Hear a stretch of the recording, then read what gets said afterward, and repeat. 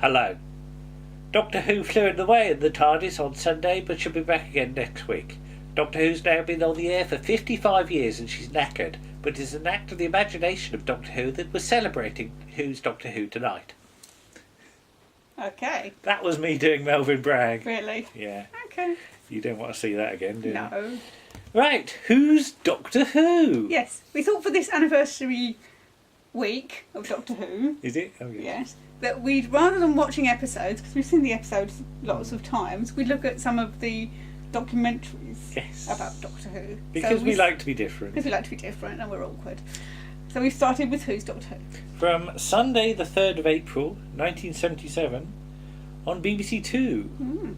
You don't remember watching it, do you? No, I was 5. I remember watching it, and mostly being excited at seeing clips of old Doctor Who stories. It must have been very exciting because Yeah. there are a lot of clips. There are a lot of Hartnell clips, which you might possibly, you probably would have seen some of the John Pertwee clips. You wouldn't have seen the Patrick Troughton clips, and you definitely wouldn't have seen the William Hartnell stuff. Well, it's early 1977, so I would have been 8. So my memories are really only Tom Baker and the last season of John Pertwee. So anything before that is like new territory to me. Yeah. But yeah, we'll go through what we see and try and guess what my reaction to it might have been. But we open with a dreadful copy of the Web Planet episode 2. But even that must have been The exciting. Zarbi, yeah. Well, I would have had the book of Doctor Who and the Zarbi at this point, but whether I sort of put 2 and 2 together and realised that that's actually what it was, I don't really know. Because when I first saw the Web Planet properly for the first time, it didn't really resemble what was in the book. No. Not in terms of what happened, but in sort of visual, Yeah. what I thought it would look like. So, yeah, if I'd seen that clip, I'm not entirely sure it would have rung any bells. Okay. But this is the thing, we get clips of Doctor Who and then we get clips of people, don't we? So Well, interviews with people. You don't get clips of people, you Well, get interviews with people. we get school kids Yeah. and students and consultant physicians and Okay. psychologists and all sorts. And a teacher and his family. Yeah. Yes. But there's a clip of the Seeds of Death, and Mrs. Rosebery Matthews says, what was it? She and her daughter. No, her daughter says, "Mummy and I like to go around being we are Saying we are ice warriors." Yeah. Oh, Rosemary Matthews must be the kid then. Yeah. Yes. And there's what was it? An educationalist. What was that you said about eyebrows? We had great eyebrows. Yeah, great Proper eyebrows. Dennis Healy eyebrows. Keith Hewitt or something. Something like that, yeah. And you get some clips of the Silurians in black and white. And this is what really sticks out for me. How many of the John Pertwee stories Are in black and white. only survive in black and white at this point, period? yeah. And there's quite a few. But I'd forgotten that the Demons Part 4 was in colour, because it is. Just. But yeah, then we get Caspar Hewitt, who's come in his best pinstripe suit. Yeah, How old is he? About 12? Yeah, he's about 12 because he remembers. Terror of the Autons. Well, I was going to say, he remembers. He talks about Galaxy 4. Does He he? said that there were ladies and they were the leads. No, that's a student. That's a later student. on. Oh, right, No. sorry, getting No, confused. Casper's the one that remembers the. Yeah, he's the probably doll about 12. Yeah, then. in the back of the thing. So But, he would have been about 5. But I love the way all the middle class families have dressed up Yes. to be on the telly, Yes. haven't they? All got their best clothes on. Whereas everybody that's common hasn't really bothered. And They're all at school. I would point out I would have been in the common lot. Yes. There's lots of. I'm looking at all the little girls going, God, I mean, I was 5 at the time, right? But I wore clothes like that with the little sort of turtleneck tops and things. So. And then there's Dr. Eric Sherwood Jones, Who a is consultant fabulous. physician. And we'll come back to him later. We love him. He's 'cause brilliant. We've done some research Done a on little bit him, of haven't we? research, We've actually looked him up. But yeah, there's clips that I'd be more familiar with, like Genesis of the Daleks. And some kid says, well, I like the way that some kids are quite keen and some really don't give a toss. No. Because one said, I'd like to see it every day like Crossroads, and yeah. on Saturdays. And one says, if there's nothing good coming on, I watch it. Yeah. If there's no sport, presumably. Yeah. But isn't there something like there was an advert in the Radio Times? They did a letter something? in the Radio Times, yes. It's probably something along the lines of this. Do you and your family watch Doctor Who? Yeah. Would you like to take part in a documentary? Yeah, and I'm really cross that I never saw that, and B, never got the chance to I be think involved. you're possibly a little bit too far out for them to come, Yeah. because most of the kids, Yeah. the middle That's class ones are quite sort of speak quite nicely, Yeah. and the kids in the school all come from somewhere in London Yeah, by their accents. that's true. I mean, yeah, they're not going to travel far just to talk no. to some. And I loony think that Doctor probably Who the fan. furthest they go is to see Dr. Sherwood Jones, who I believe is, I don't know if he's in Widnes at this point. Well, but, we'll try and work it out because we've got his biog. But yeah, you get the title sequence. Then Melvyn Bragg appears coming out of the TARDIS, dressed as Harry. Apparently, he's got his best blue he's got a navy blazer jacket on, on, hasn't he? Yeah. Sort of a lot of teachers at my school used to wear blazers. And his 70s tie. Yes. And there's talk about how Doctor Who is as recognisable a character as Tarzan or Billy Bunter. Billy Bunter, yeah, which to me sounds like faint praise these a days. little bit, yes. Yeah.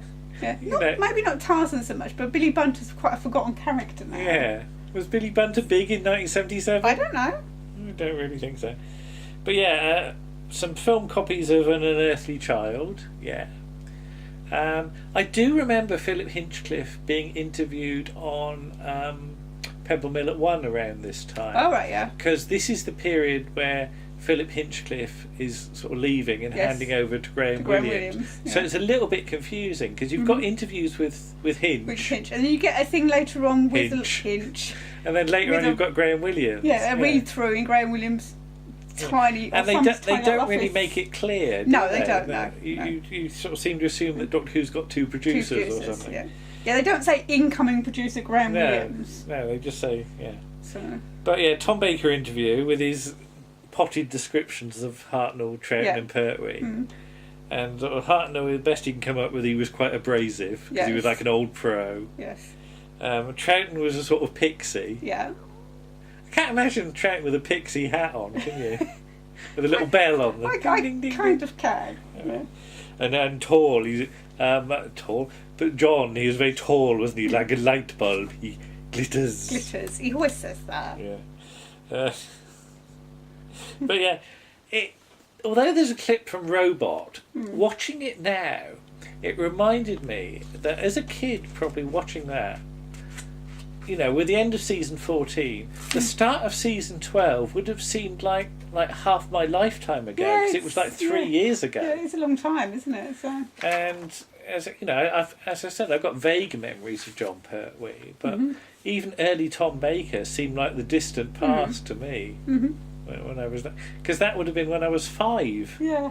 And I was 8 and all grown up. So yeah, when I was 5, I was very small. Aww. Yeah.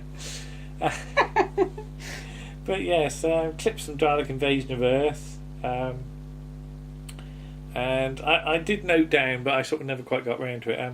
Check what episodes were available in the archives at this point, and of course it's a lot less than there is a lot less. now. Yeah. But later on we get that clip from Galaxy 4 reminding us that Galaxy 4 was still around at that point, and then a year or so later it wasn't. Yes. Because we are sort of on the cusp of the DWAS, you know, taking over sort of fandom from the sort of, was it Keith Miller's? Yes, Doctor Who Appreciation fan club thing. Yeah, Doctor Who fan club. So we're right on that thing of organised fandom really starting to sort of come in. But never mind. It's interesting that there's no reference to fandom itself at this point. No. Everybody that's on this show is very much a viewer who likes Doctor Who. Yeah. There doesn't appear to be such a thing as a Doctor Who fan at this point, if you believe it. I know it's not quite true. But yeah, clips from The Mind Robber, Planet of the Spiders, Genesis of the Daleks. Elizabeth Matthews wants to be a monster. Yes.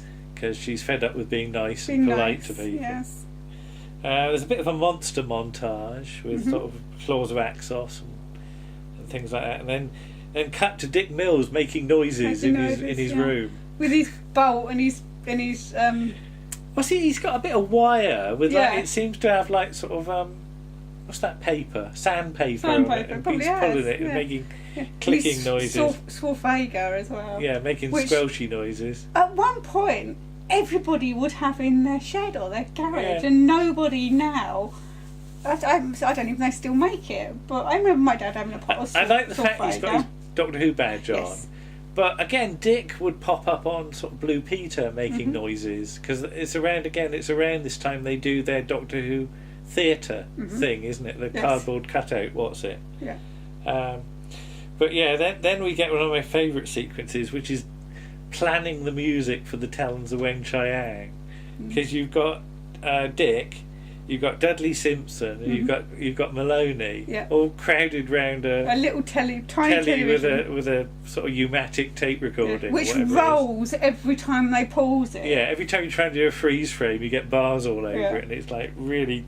But this was technology, yeah. But yeah, talking to Dudley, and Dudley comes up with that wonderful thing. Dick mentioned the cello. I was thinking of the cello mixed with the marimba, and when the Chinese doll leaps out, zing like that. We're going to use car springs. Apologies for that. Yeah, but it did remind me that when I edited Spectrum fanzine, Tony Derbyshire wrote a story for me, which was Prisoner Cell Block S. Yes. And one of the inmates in the prison Was Dudley Simpson. was somebody who was like Dudley Simpson dressed as a woman. Yeah. And their entire lines would be taken from this Yeah. scene. So It was just Dick mentioned the cello. and zing like And that. zing. And Car springs. Yeah, I just love the way he managed to crowbar every single line. But then we see Hinch in his very sparse office. He's very sparse, smallish office. He's just got a desk with 2 telephones on, Yeah. and he's wearing his best black roll neck He is. jumper, isn't There was he? a picture of him behind though with Is there? it's that quite famous picture with him with the coat on.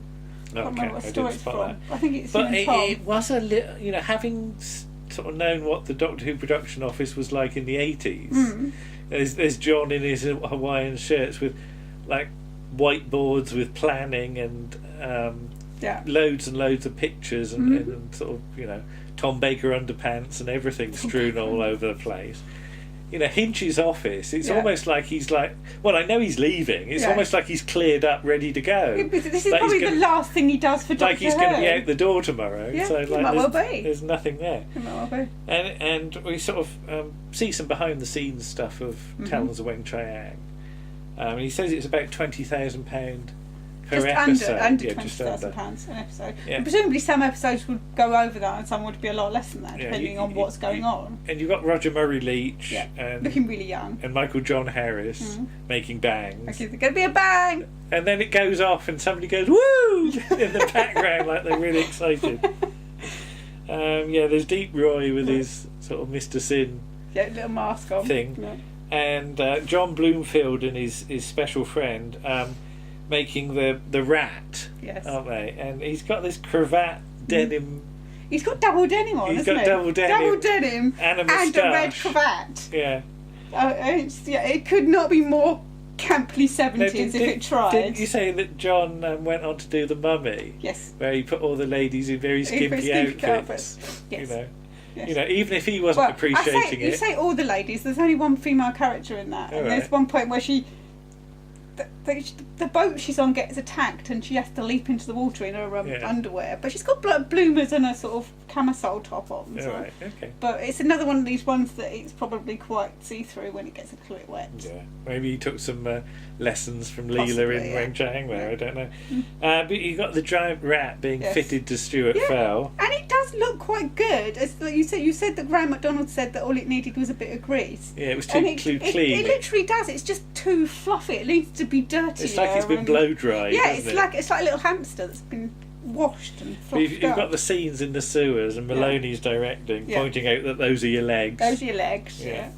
Then Michael Spice, Oh gosh. Yeah. being a real professional, Yeah. getting the latex Yes. put on his entire His face. And I mean, because they do it and they get it down here and then they sort of wipe it away from his eye. But they're like painting it on, aren't Yeah, they? All and the then way. they get it, and it's all over his. I mean, presumably often they have to keep your nostrils and your We mouth clear. Well, he gets some in his mouth because she has to. She has to stick her finger in. Get it I hate out. that. Get your finger out my mouth.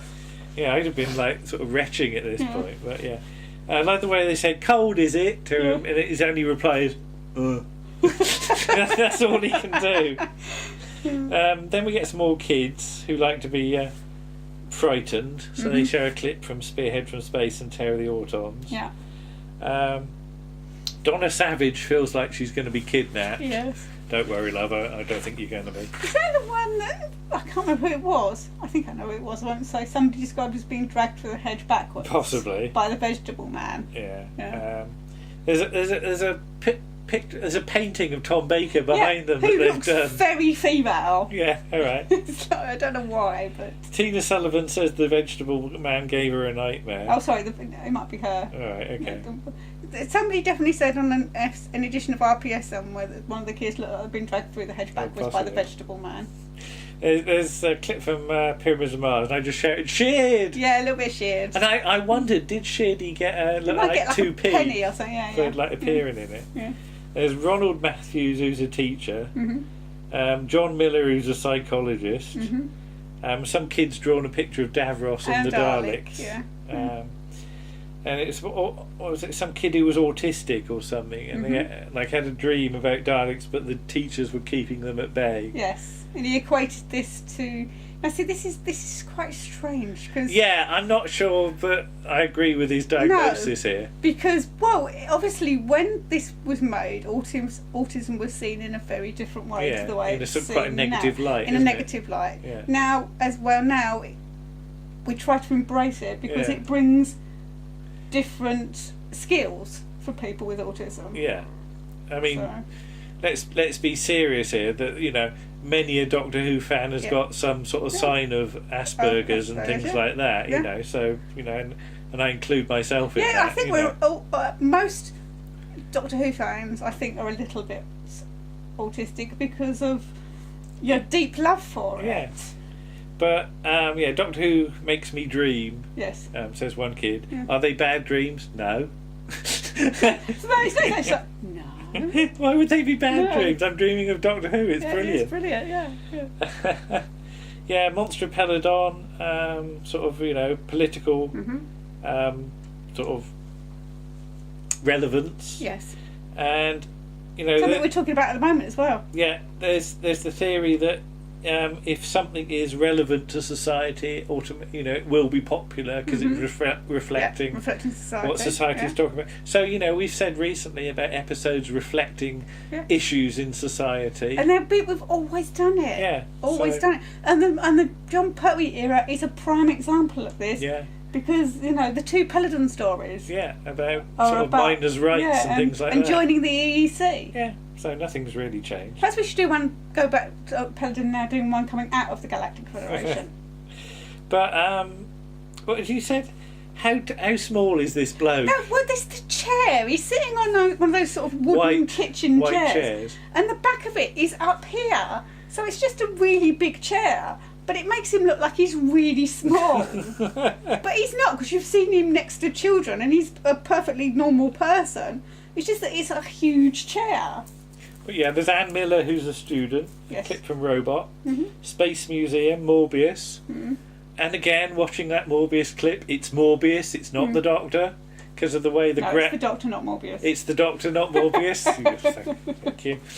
Yes, all those faces are the Doctor because of the grammar of the Yep. way it's shot. And the hats. I'm And the sorry. hats. Morbius does not have a sense of humour. He would not wear those hats. David Scott, who's a student, Time Monster in black and white. Mm-hmm. How often does Doctor Who fail? Once a series. Once every 4 weeks. Once every 4 So weeks. all the time then. So basically Every story. yeah. Yeah. Demons Part 4 in colour. Mm-hmm. And then Dr. Sherwood Jones of Intensive Care. Now, it says he's at Wiston in Liverpool. Liverpool, yeah. So, yeah, they've clearly gone to Liverpool. But now, where's my info on Dr. Sherwood Jones? Here we are. We sort of had a look and found some info about Dr. Sherwood Jones. There's a picture of him. And he's still very recognisable. But yeah, he passed away on the 14th of January 2012. Born on the 26th of March 1921. So he would have been 56-ish. So yeah, 55 he would have been when they recorded 55 or 56, depending on when they recorded. That's why I said 56-ish. Yeah. He was the fourth son of Albert Jones, DSO MC, apparently. But yeah, he was into intensive care was his speciality, which is what you see on the show. Yeah. But yeah, he was sort of into model trains or something, wasn't he? Yeah, when he sort of retired, where are we? He's got grandchildren James and Georgina, great grandchildren Lucy and Amy, children with Brian, David and Iona. He pursued a love of mechanical engineering, completing a model steam railway which operated in a park in Lancashire. So that's stuff you don't get on the DVD production notes. No. But he's brilliant, isn't he, Dr. Sherwood Jones? Yeah. Slightly bonkers, it has to be said. Just slightly. But I like the way one of the nurses described him, because they've got this whole sort of team there, haven't they? And we mentioned the man, the bloke in the black who's got pissed and shaved half his eyebrow off. He looks really serious. He looks really serious, but then he's got like the whole chunk of his eyebrow missing. How do you know he's got pissed? Well, why would you shave it off otherwise? I don't know. Would it be on the telly and stand out? All right. Yeah, there's standing out and standing out. But one of the nurses describes him as, she sort of does this little, because I think she's saying that all the other consultants are a bit straight-laced and a bit serious, and Dr. Sherwood Jones isn't. But you have to watch Doctor Who, because if you don't watch Doctor Who, you can't talk to him. He'll talk about it on Monday. He'll just talk about it on Monday, and he's like, oh, I like the latest Dolly Bird and all this sort of stuff. Yeah, he goes on about Doctor Who's bits of machinery and his latest Dolly Bird. Dolly Bird, yeah. That sets it in the 70s. It does set it in the 70s, but I don't mind that, because I think it's probably done a little bit in jest. Dr. Sherwood Jones talks about how in intensive care they often have to improvise with, quote, bits of bent wire, string and sealing wax. I hope they don't use I really hope that he didn't. Well, I don't know, because I hope this wasn't a regular thing. But I can imagine in intensive care, occasionally you might have had to make a really snap decision and just grab the nearest thing to have. Yeah, I hope it wasn't sealing wax. I hope it wasn't like string or string. Yeah. Somebody saved with Dr. Sherwood Jones's string. But I'll be honest, occasionally, doing sort of analytical chemistry, you try and follow a procedure and something goes drastically wrong at the last moment. And to get the result, you might have to deviate from that procedure a little bit, shall we say. Yeah. But the idea that you save people with sealing wax is... I don't think he quite meant it like that. Yeah, I don't think it's literal. No. But yeah. I just put, is this normal NHS procedure? Well, it probably is now. Then another great highlight, Terence Dicks, Bob Holmes and Graham Williams. Oh, yeah. In another sparse in office. In a really small office, like it's at the corner of somebody's office. Now, how many pipes and fags have we got on the go here? Well, yeah, there's 2 pipes. Terence has got his pipe. Yeah, he's not actually smoking, he's just holding it. He's waving it about. Yeah, Bob's smoking his pipe. And Graham's got his ashtray. Got his tab on, yeah.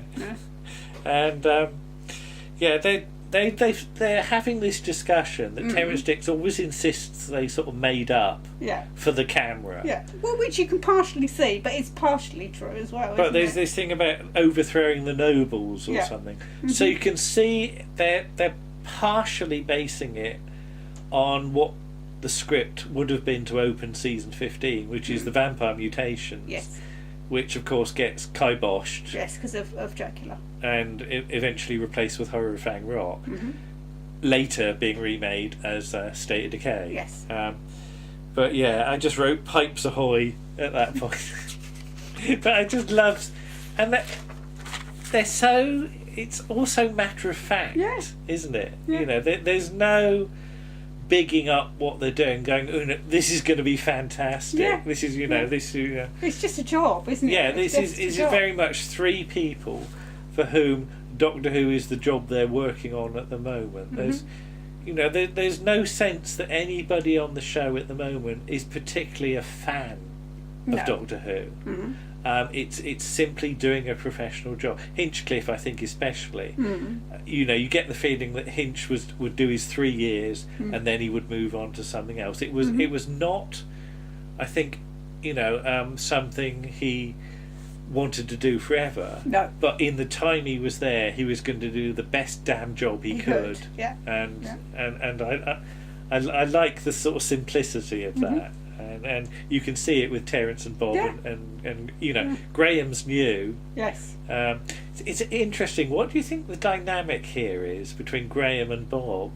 Do you think Graham's sort of deferring to Bob a bit? I think. Or not? Because Bob, of course, has been on it for 3.5 years now. Yeah, maybe. And sort of Graham's the new boy coming. Yes. So Graham's actually the least experienced In the person office. in the room, Yeah, isn't he? yeah. But he's the one that's He's he's got the final decisions. call, Yeah. hasn't it? So I just think that's quite interesting that you've got two old hands and the new boy, basically. Yes. And I'd love to see a bit more of that discussion, just to see what the sort of dynamic is. So it's an interesting snapshot, and it's a great shame there's no more footage to see how that meeting went.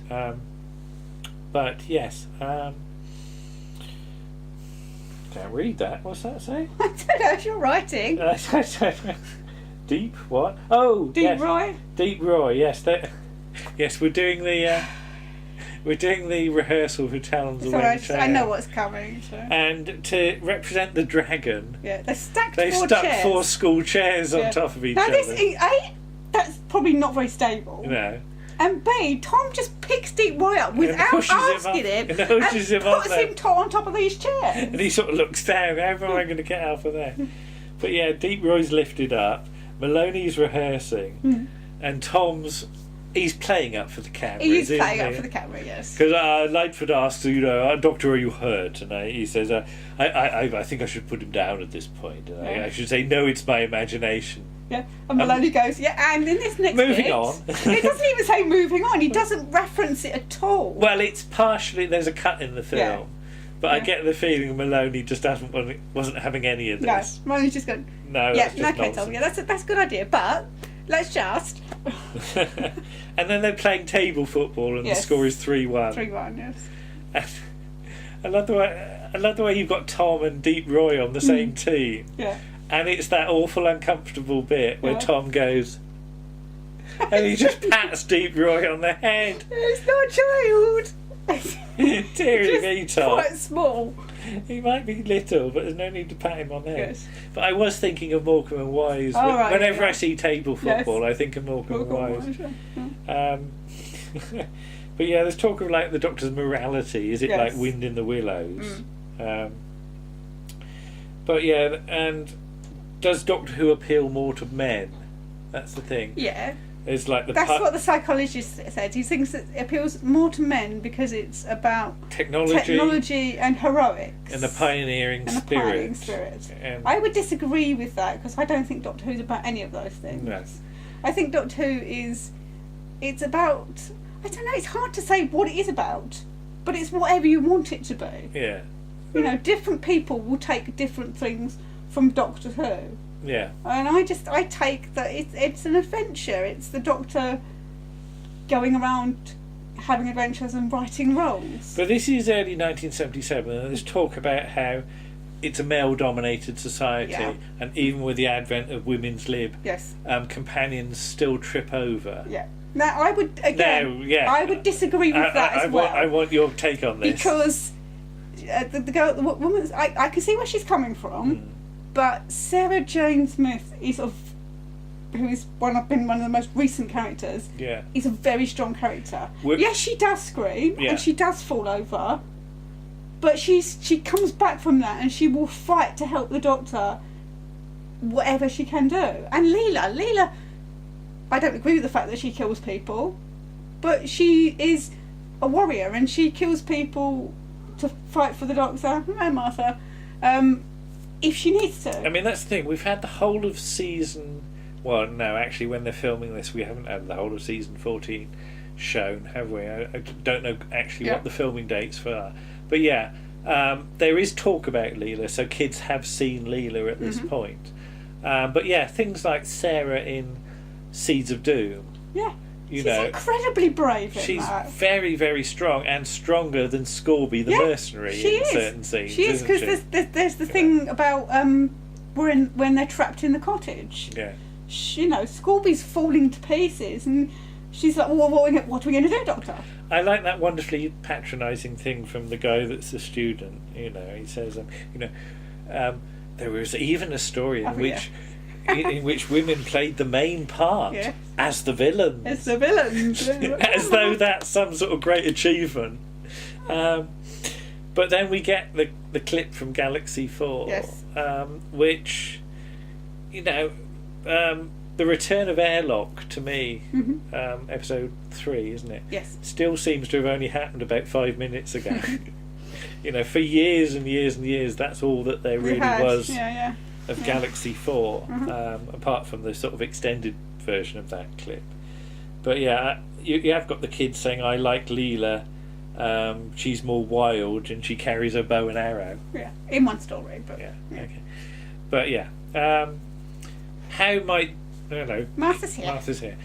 How might Doctor Who finish? All the monsters might sort of come together to defeat Doctor Who. Yeah, that takes about 30 odd years. And I was going to say, that's the Pandorica, isn't it? Yeah, the Pandorica opens. So it did happen. Yeah.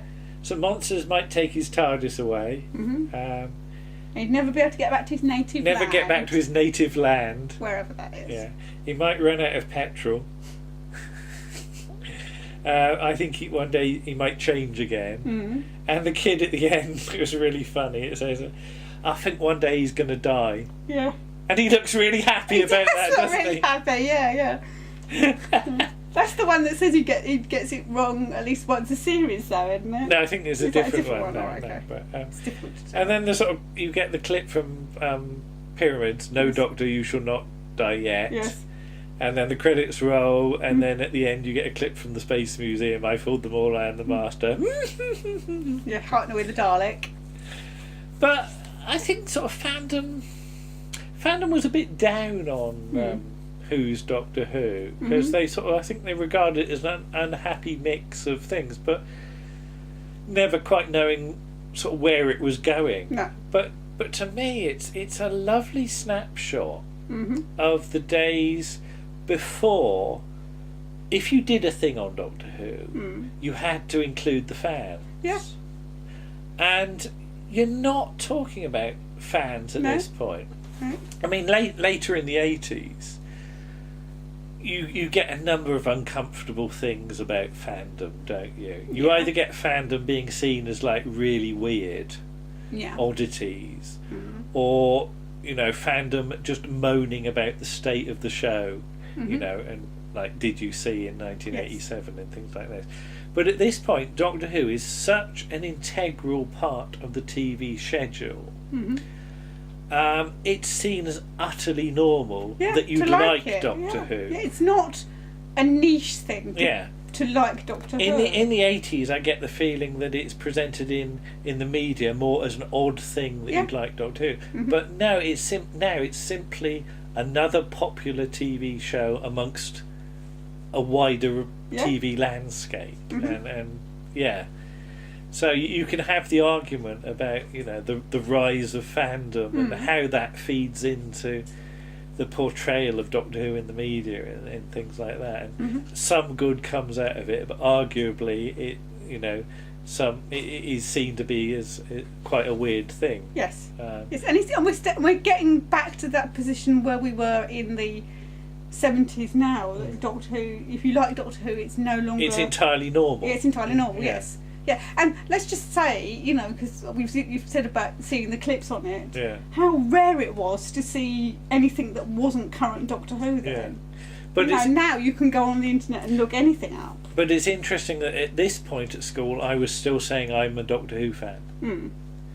In the 80s, certainly in the mid-80s, I kept it quiet. And I do wonder if that's not only to do with maybe my disillusionment with certain aspects of the show, but the media's portrayal of Doctor Who fandom as a thing, so that's a whole thing for another day. Yes. But I think Who's Doctor Who is a very interesting little time capsule of how Doctor Who fits into the sort of wider at the wider landscape. So there you are. There's Who's Doctor Who. I certainly enjoyed watching it again. Yes, I did as well. It's quite a long time since we've seen it last. And I'm not sure I entirely remember sitting there in front of it, at the time, but I know I did. Mm-hmm. And, to have Doctor Who on Saturday and another Doctor Who thing on Sunday must have been really exciting. Yeah. Okay. All right. Bye-bye. Bye.